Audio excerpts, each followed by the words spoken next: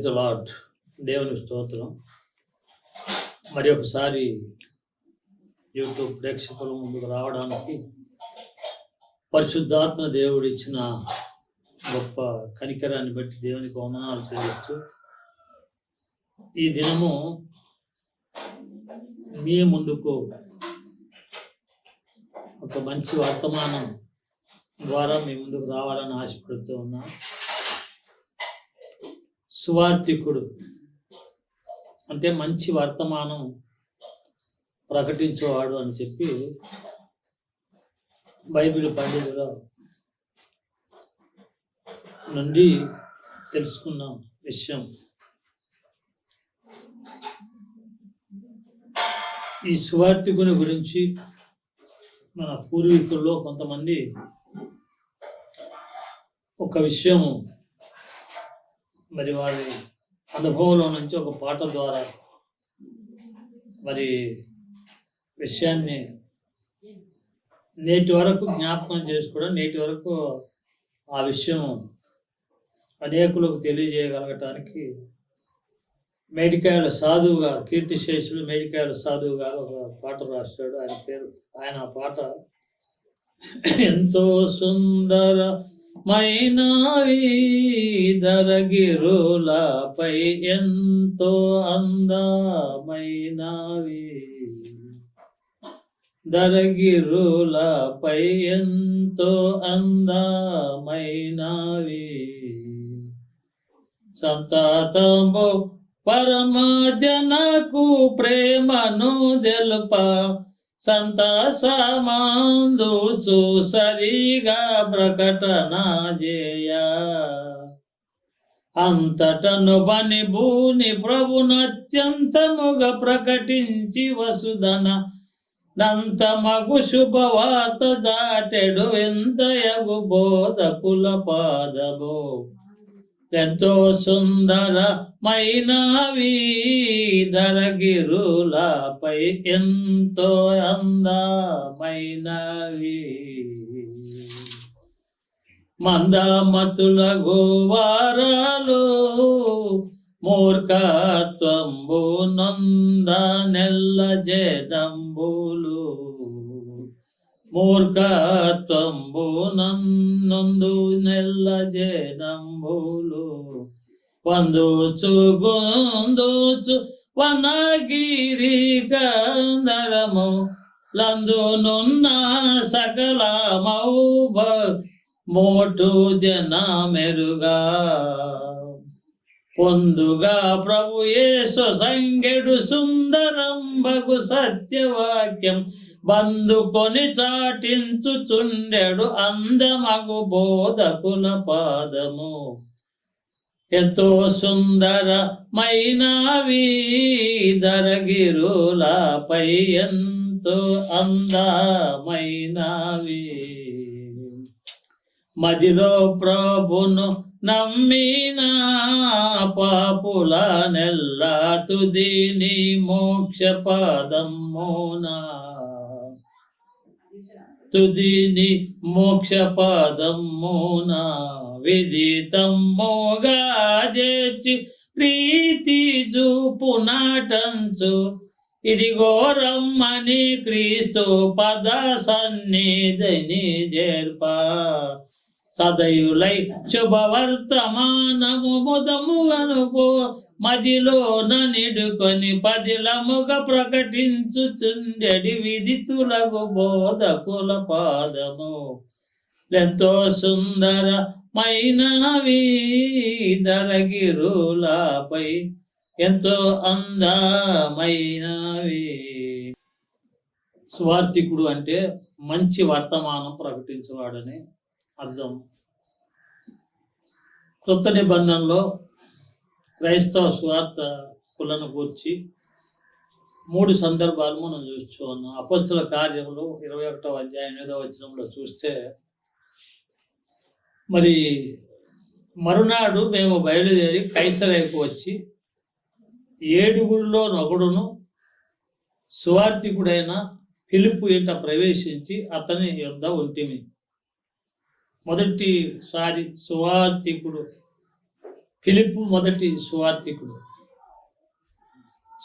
అని ఆయన పేరు, సంఘం ఆయనకు ఇచ్చినారు, అపోస్తుల కార్యం. తర్వాత అపోస్తులు పౌలు ఎఫెసీ సంఘానికి రాస్తూ ఎఫెసీ పత్రిక 4వ అధ్యాయం 11వ వచనం, మనం అందరము విశ్వాస విషయంలోను దేవుని కుమారుని గూర్చిన జ్ఞాన విషయంలో ఏకత్వం పొంది సంపూర్ణ పురుషుల మగ వరకు అని ఆ వచనంలో కూడా సువార్థికుడు బాధ్యతల గురించి తెలియజేస్తున్నాను. మరి పౌలు తన కుమారునిగా భావించిన తిమోతికి రాసిన 2వ పత్రికలో 4వ అధ్యాయం 5వ వచనంలో అంటాడు, అయితే నీవు అన్ని విషయములలో మితముగా ఉండము, శ్రమపడము, సువార్థికుని పని చేయము, నీ పరిచర్యను సంపూర్ణముగా జరిగించము. వాక్యంలో చూసినప్పుడు సువార్థికులలో స్టెఫను, ఫిలిప్పు, ప్రొకోరు, నీకానోరు, తీమోను, పర్మినాసు, నీకోలాసు, ఈ 7 వాస్తవంగా మొదట ఎక్కడ యేసయ్య బోధ జరుగుద్దో, ఎక్కడ మీటింగులు జరుగుతా ఆ మీటింగులలో వీళ్ళు వంటలు చేసేవాళ్ళు. ఈ వంటలు చేసే వాళ్ళ నుంచి మరి సువార్థికుడిగా మొదట కొంతమందిని ఎన్నుకున్నారు. నీ పరిచర్యను సంపూర్ణంగా జరిగించు. ఈ విషయము మనం చూసినప్పుడు కొన్ని విషయాలు మనం గుర్తు చేసుకోవాల్సి వస్తుంది.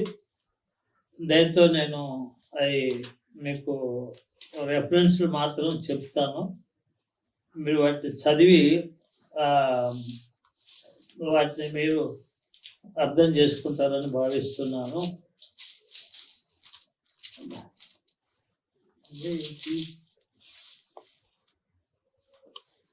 ఇక్కడ చూసినప్పుడు ఆరంభంలో అంటే యేసు ప్రభు చనిపోయి తిరిగి లేచి ఆయన ఈ లోకం నుండి బయలు వెళ్ళిన తర్వాత మొట్టమొదటిలో ఆయన ఏడుగురిని బల్ల చుట్టూ పని చేయడానికని 7గురిని ఏర్పాటు చేసుకున్నాడు. ఆ 7గురిలో ఒకను, ఈ 7గురు స్టెఫను, వీళ్ళ పేర్లు ఇప్పుడు దాకా చదివించినారు. అందులో మనం చూస్తే అపోస్తుల కార్యం 6వ అధ్యాయం 5వ వచనం, 7వ అధ్యాయం 59వ వచనం, 8వ అధ్యాయం 2వ వచనం, వీటిని చూసినప్పుడు సువార్థికుడు అంటే ఆత్మ నింపుదల కలిగిన సేవకుడు. సువార్థికుడు అంటే ఇంటింటికి పోయి వాక్యం చెప్పేవాడు.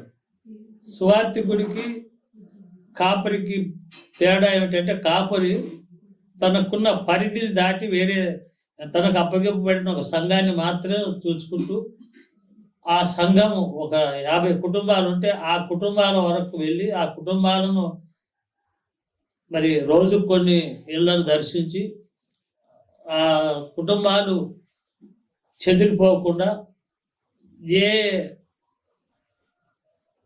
లోటుపాట్లకు లోను కాకుండా వాళ్ళను క్రమ పద్ధతిలో కాపాడేవాడు కాపరి.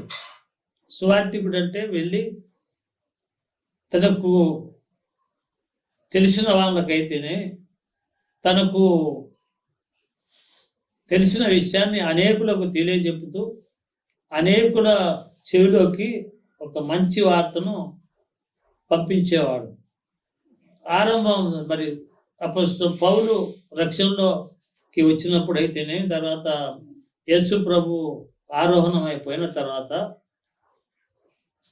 వీళ్ళందరూ అక్కడ మొదట ఎక్కడ మీటింగ్ పెట్టినా అక్కడ అందరూ ఒక దగ్గర వంట చేసుకునేవాళ్ళు. వంట చేయటానికి ఒక 7గురిని ఎన్నుకున్నారు. ఆ 7గురు వంట పని మీదనే ఉంటే మరి ఎవరికి స్వార్థ చెప్పటం, మరి విషయము ఫలానా చోట మీటింగ్ జరుగుతుంది, లేకపోతే ఫలానా చోట అందరు కూడుకుంటున్నారు, రండి అని పిలిచే వాళ్ళు ఎవరు లేకుండా పోతున్నారు. అందుకని ఈ పరిశుద్ధ గ్రంథంలో చూస్తే ఆ ఫిలిప్పును మొదటగా సువార్థికుడిగా ఎన్నుకున్నాడు. సువార్థికుడిగా ఎన్నుకోవడానికి గల కారణం ఏంటంటే, ఈ సువార్థికుడు విశ్వాసులను స్థిరపరిచే ఆనవాడు. సువార్థికుడిలో సాక్ష్యం జీవితం ఉంటే మరి వాళ్ళు ఇతరులకు మంచి వర్తమానం. సువార్థికుడు అంటే మంచి వర్తమానం. 3 చోట్ల మాత్రమే పరిశుద్ధ గ్రంథంలో రాయబడి ఉంది.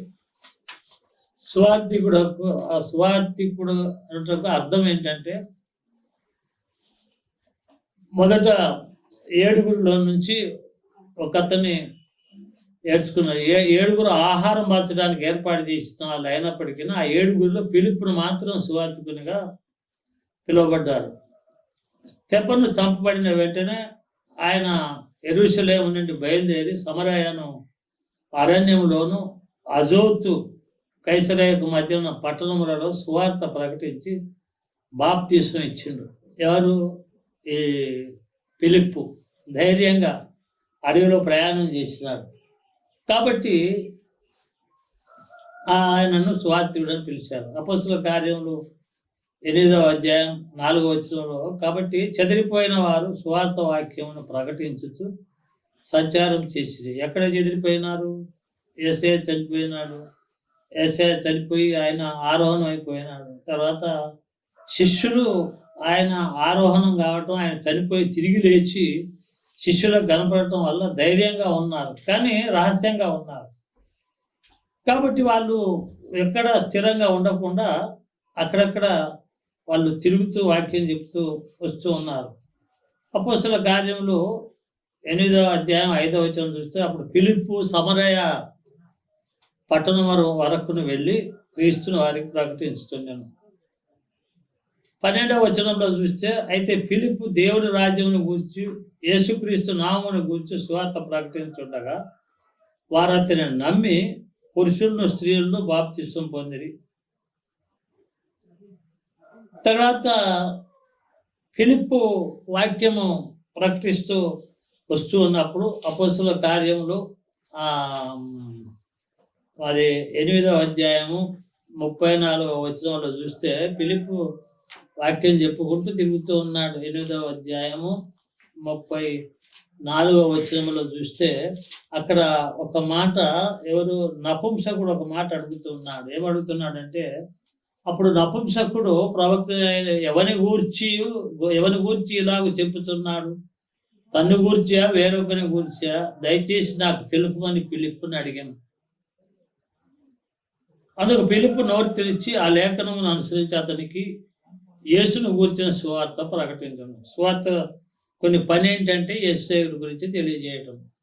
ఈ నపుంసకుడు ఫిలిప్పుని అడుగుతున్నాడు, ఏంటి నువ్వేదో చదువుకుంటూ పోతున్నావు, నువ్వేదో చెప్తూ ఉన్నావు, నువ్వు ఎవరి గురించి చెప్తున్నావు? నపుంసకునికి ఒక సందేహం వచ్చింది. ఆ సందేహం వచ్చి అడుగుతూ ఉన్నాడు. ఆ ప్రశ్నకు ఫిలిప్పు చెప్తూ ఉన్నాడు. అది ఫిలిప్పు నోరు తెరిచి ఆ లేఖనమును అనుసరించి అతనికి యేసును గురించిన సువార్త ప్రకటించను. అంటే సువార్థికుని పని ఏమిటనంటే సువార్తను ప్రకటించడమే. ఇది గిరిగీసుకొని ఒకే దగ్గర కూర్చొని ఒకే దగ్గరికి పోవటం, ఒకే దగ్గర ఆరాధించడం, ఒకే దగ్గర సంఘముకు మాత్రం ఒక్క సంఘానికే పరిమితం కాడు సువార్థికుడు. సువార్థికుడు అనేక ప్రదేశాలు తిరగటానికి వీలైంది. కాబట్టి అక్కడ చూస్తే ఫిలిప్పు ద్వారా ఒక నపుంసకుడు మరి యేసయ్యను నమ్ముతున్నట్టుగా చూస్తూ ఉన్నాం.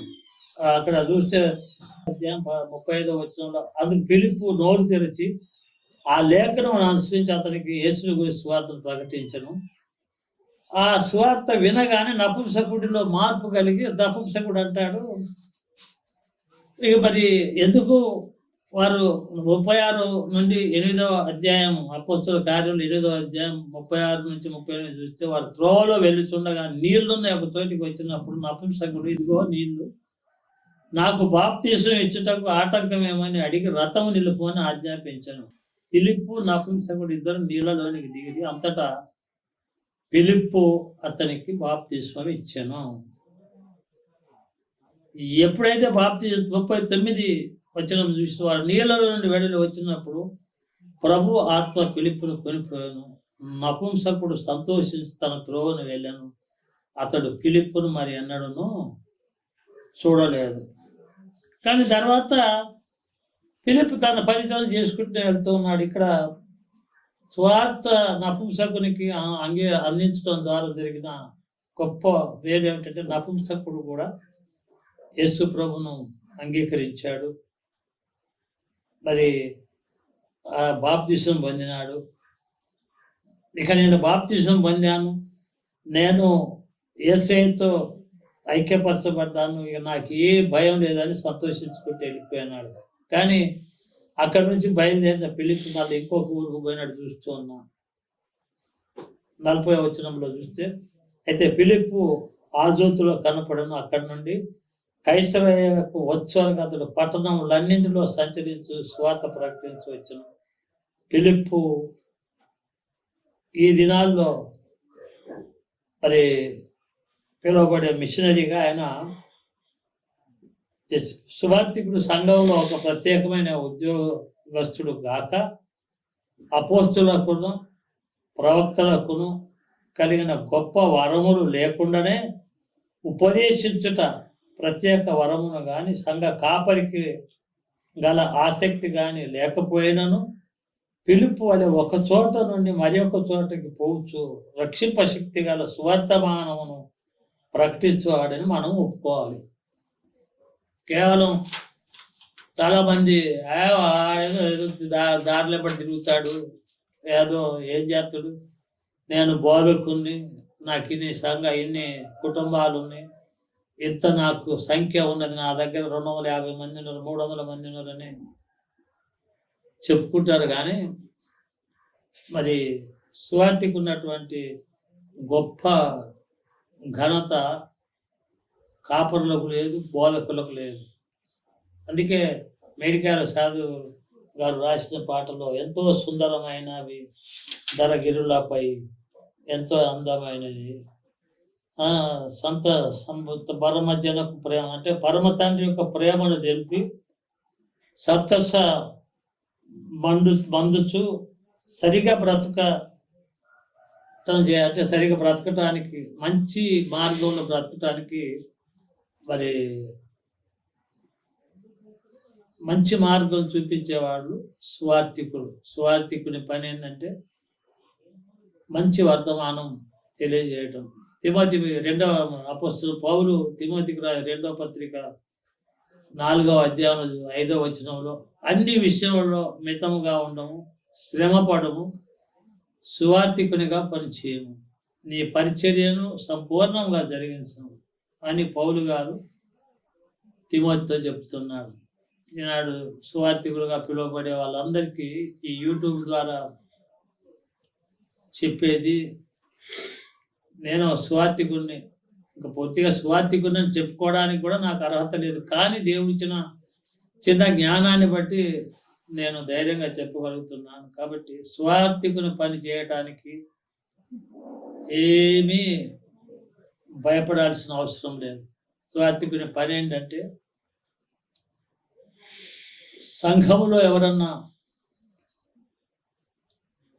అన్యాయంగా జీవిస్తే, సంఘంలో ఎవరన్నా తప్పుదారులలో ఉంటే బుద్ధి చెప్పడానికి, హితబోధ చేయటానికి కూడా సువార్థికుడిని దేవుడు ప్రేరేపిస్తూ ఉన్నాడు. అప్పుడు పౌలు తిమోతికి రాసిన 2వ పత్రిక 4వ అధ్యాయం 2-3 వచనాల ప్రకారం తిమోతి ఒక సత్యాల సువార్థికుడిగా ఉంటూ ఉన్నాడు.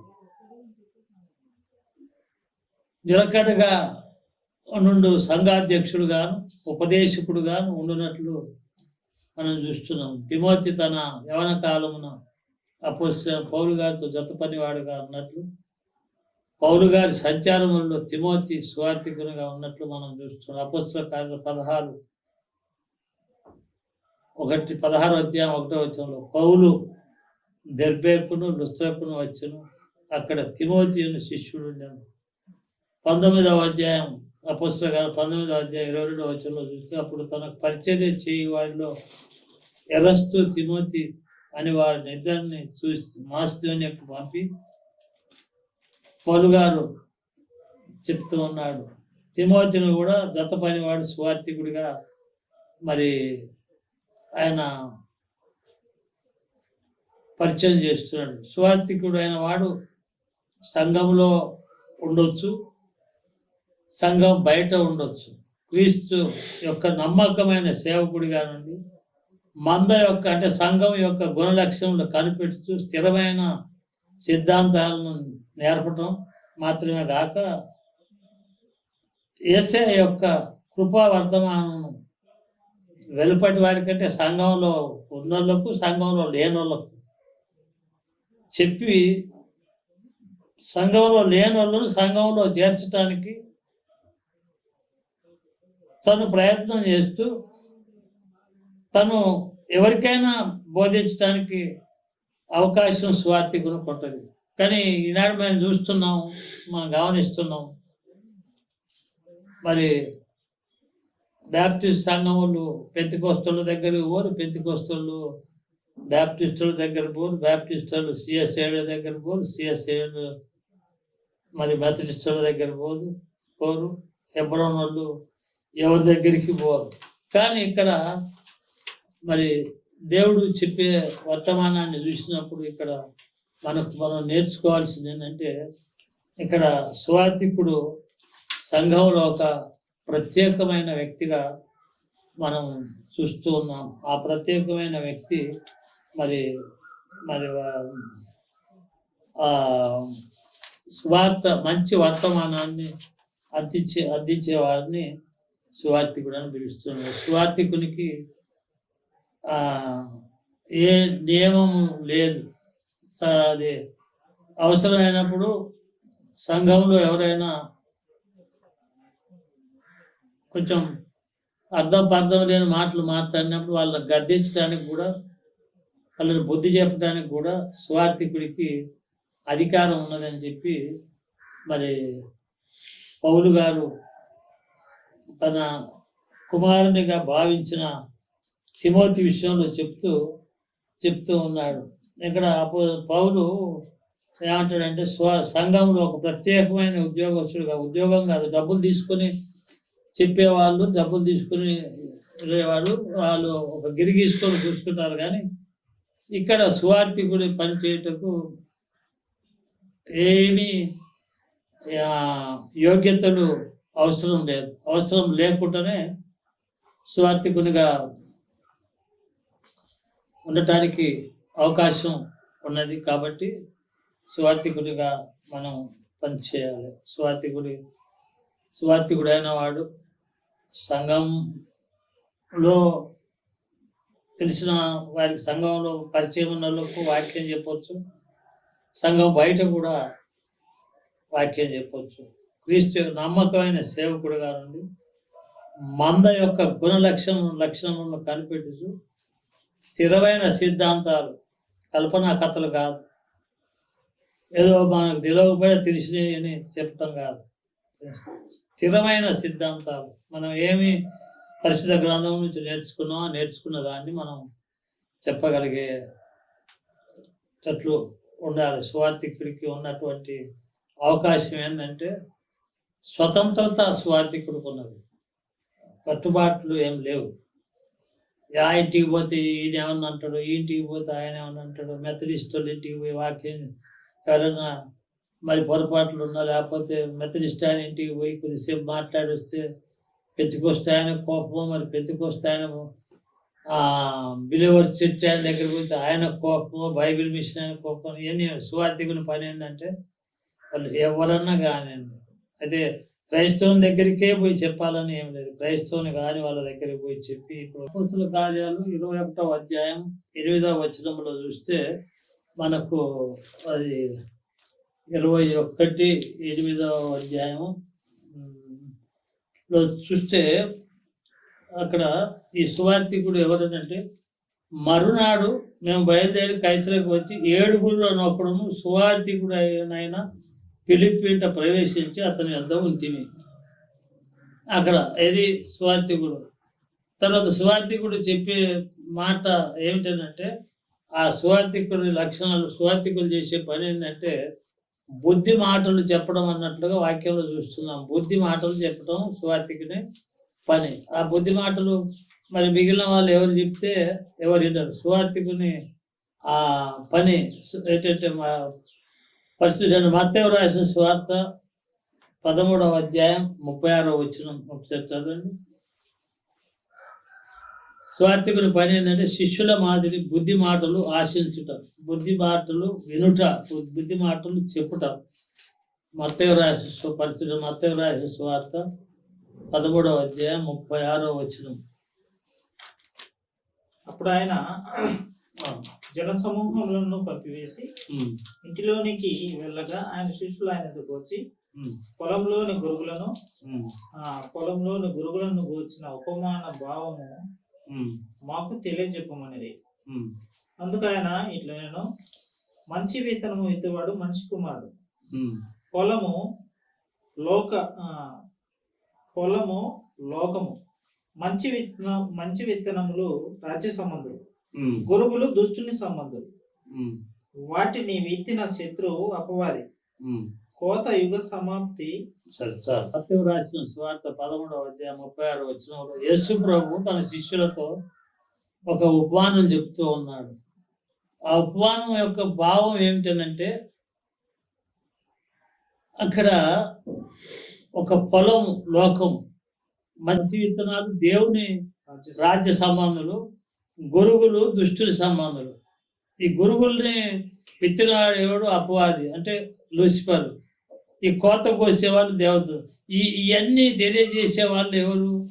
ఈ మంచి విత్తనాలు ఇచ్చేవాళ్ళు కానీ, లేకపోతే ఈ చెడుల గురించి చెప్పేవాళ్ళు ఎవరంటే సువార్థికుడు. సువార్థికుడు చేసే పని ఏంటంటే మంచి మాటలు నేర్పించటము, మంచి విషయాలు, శిష్యుల మాదిరి బుద్ధి మాటలు ఆశించుట, చెప్పుట. కాబట్టి సువార్థికుడిగా ఉండటానికి మనం ప్రయత్నం చేద్దాం. సువార్థికుడు చేయవలసిన పని ఏంటంటే ఖండించడానికి సువార్థికునికి అధికారం ఉంది. ఎందుకంటే అతను ఎక్కడో బయట ఉండేవాడు, ఇళ్ళలో అది సంఘంలో ఉన్నప్పటికీ అతను ఆ ఉన్న 50-60 కుటుంబాలకు ఒక్కరికే బాధ్యుడు కాదు. సువార్థికుడు అంటే ఎక్కడికి వెళ్ళైనా ఎవరికైనా సువార్త చెప్పొచ్చు. సువార్థికుడికి అధికారం ఉంది. సువార్థికుడు ఎవరైనా తప్పు చేస్తే గద్దించవచ్చు. ఇతరెవరు, ఈయనకి ఏం అధికారం ఉంది అని చెప్పడానికి లేదు. అట్లా ఒకే పని చేసే వాళ్ళను అక్కడ వాక్యంలో చూస్తే అక్కడ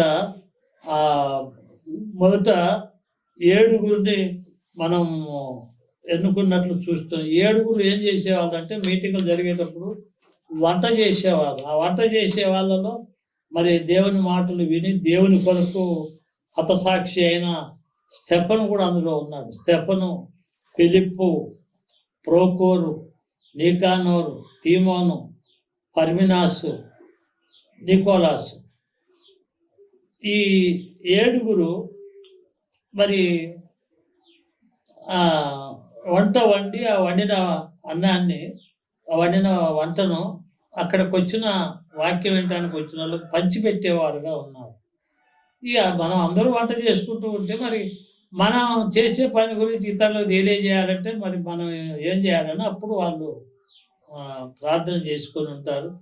అక్కడ మరి పరిశుద్ధాత్మ దేవుని సహాయం చేత వాళ్ళు ఏం చేశారంటే మొదట ఫిలిప్పును స్వార్థికుడిగా ఎన్నుకొని ఫిలిప్పును స్వార్థికుడిగా ఎన్నుకున్నారు. తర్వాత రాను రాను అనేకులు సువార్థికులుగా మారినారు, అనేకులు ఆయన శిష్యులు అయినారు, అనేకులు అపోస్తలులుగా మార్చబడ్డారు.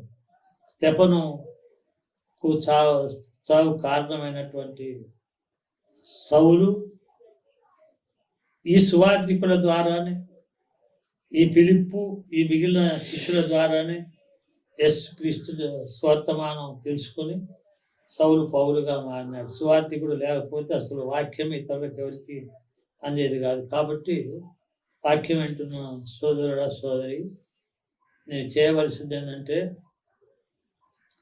ముందు నువ్వు వాక్యం నేర్చుకో, సువార్థికుడిగా పనిచేయడానికి ప్రయత్నం చేయి. ముందు సువార్థికుడిగా పనిచేయి. సువార్థికుడు పనిలో నువ్వు సఫలమైన తర్వాత దేవుడు అవకాశం ఇస్తే కాపరిగా ఉండు. కాపరిగా ఉన్న తర్వాత కాపరిగా ఉండినప్పుడు నీకు వచ్చిన అనుభవాన్ని బట్టి ఎక్కడైనా ఎవరైనా నిన్ను ఆహ్వానిస్తే బోధ చేయడానికి పో. ఈ సంఘంలో నేర్చుకో. ఈ సంఘంలో చెప్పే బోధ నీకు బాగా అర్థమైన తర్వాత నువ్వు నేర్చుకున్న దాంట్లో నువ్వు చక్కటి జ్ఞానం సంపాదించుకుంటే అప్పుడు వేరే చోటికి వెళ్ళి బోధ చేయి.